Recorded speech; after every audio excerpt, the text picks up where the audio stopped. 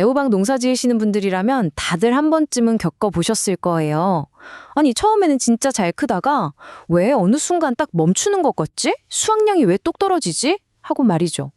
오늘은 바로 그 답답한 문제, 그 보이지 않는 벽을 확 허물어버리고 수확량을 쭉 끌어올릴 수 있는 새로운 방법, 바로 구조농법에 대해서 한번 제대로 알아보겠습니다. 아, 정말 속상한 일이죠. 똑같이 거름 주고 물 주고 정성을 쏟는데 왜 어느 순간부터 애호박이 뜸해지는 걸까요? 많은 분들이 그냥 이제 끝물인가 보다 하고 체념하시거든요. 근데 그게 아니라는 겁니다. 여기에는 우리가 지금까지 전혀 생각지도 못했던 아주 결정적인 비밀이 하나 숨어 있었습니다. 자, 그래서 오늘 이 시간에는요. 먼저 애호박 수확량에 숨겨진 한계가 뭔지 짚어보고 그 판을 완전히 뒤집을 구조농법이 대체 뭔지, 그리고 그걸 가능하게 하는 다조와 플러스와 골드의 역할은 뭔지, 제일 중요한 단계별 사용법, 그리고 마지막으로 결과는 어떤지 이 순서대로 하나씩 시원하게 알려드리겠습니다. 네, 그럼 첫 번째로 우리가 도대체 뭘 넘어서야 하는지부터 알아봐야겠죠? 바로 애호박 수확량의 그 숨겨진 한계점입니다. 바로 이겁니다, 이거. 우리는 보통 애호박이 한창 클 때 영양분을 줘야 수확량이 막 늘어난다고 생각하잖아요.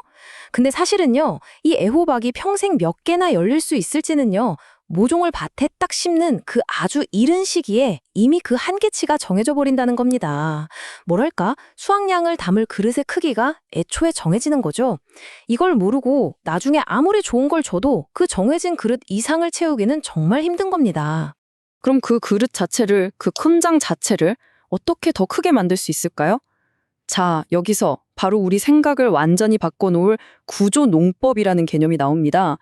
이 그림을 보시면 딱 이해가 되실 겁니다.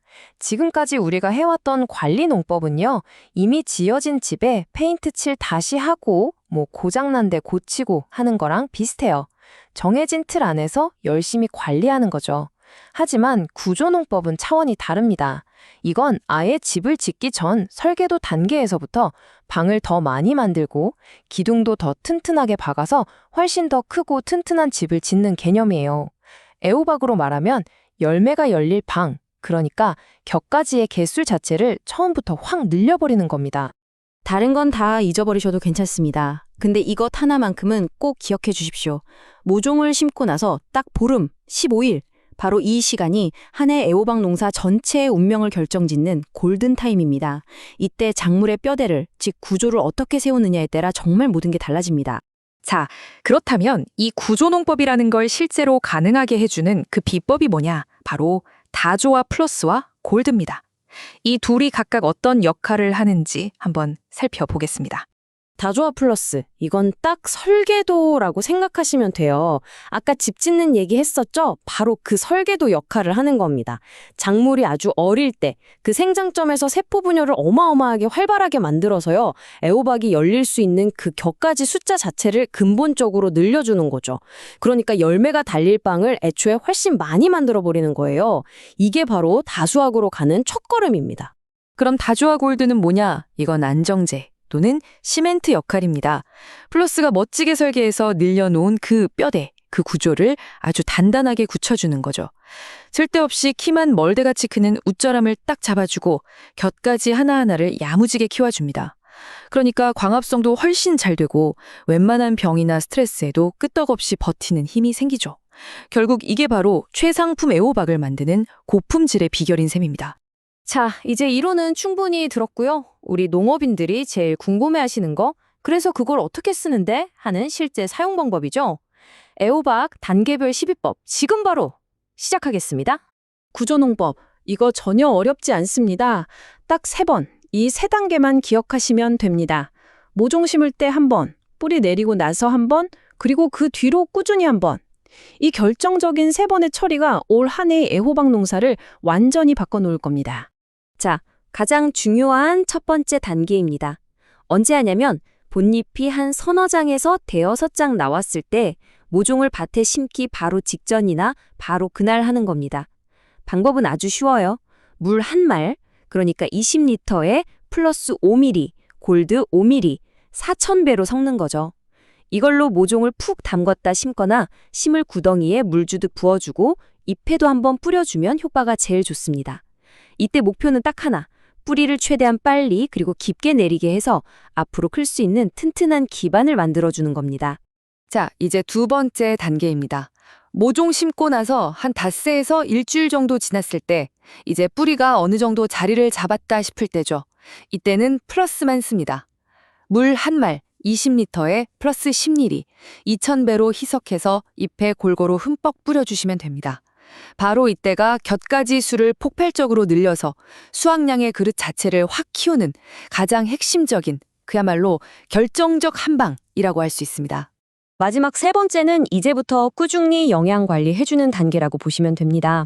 2단계 처리하고 나서 한 일주일이나 열흘 간격으로요. 이번에는 플러스랑 골드를 다시 같이 씁니다. 물 한 말에 각각 10ml씩 2000배로 섞어서 잎에 뿌려주시거나 물 줄 때 같이 주시면 돼요. 이렇게 해주시면 우리가 1, 2단계에서 애써 만들어 놓은 그 수많은 곁가지들이 아주 실하게 자라고 열매도 안정적으로 잘 달리면서 품질까지 좋아지는 그야말로 쐐기를 박는 단계입니다. 이렇게 딱 세 단계만 제대로 지켜주면 과연 어떤 결과가 나올까요? 이미 많은 분들이 경험하고 있는 그 놀라운 다수학과 고품질의 비밀 한번 들여다보겠습니다. 이 표를 보시면 한눈에 정리가 되실 겁니다.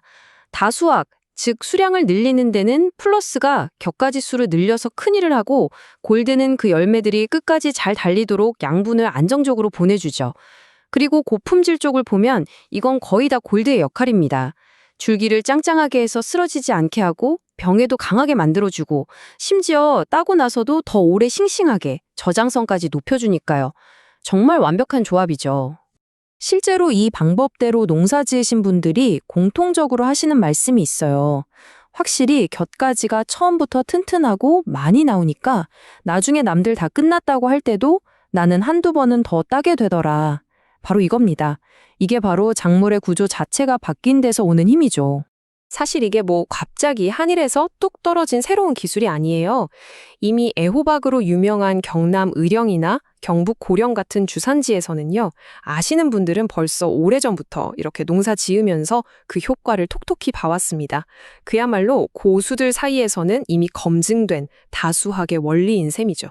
자, 오늘 제가 드린 말씀의 가장 중요한 핵심 결론입니다. 애호박 농사의 그 보이지 않는 한계는요, 나중에 열심히 관리해서 넘는 게 아닙니다. 맨 처음에 그 구조 자체를 바꿔놓을 때 비로소 넘어설 수 있다는 것. 이게 바로 구조농법의 전부라고 할 수 있습니다. 자, 이제 이 설명 다 들으셨으니까요. 밭에 있는 우리 애호박 모종들을 한번 다시 봐보세요. 저 작고 여린 모종 안에 우리가 미처 몰랐던 어마어마한 잠재력이 숨어 있을지 모릅니다. 그 진짜 잠재력 한번 제대로 끌어내 보시는 건 어떨까요?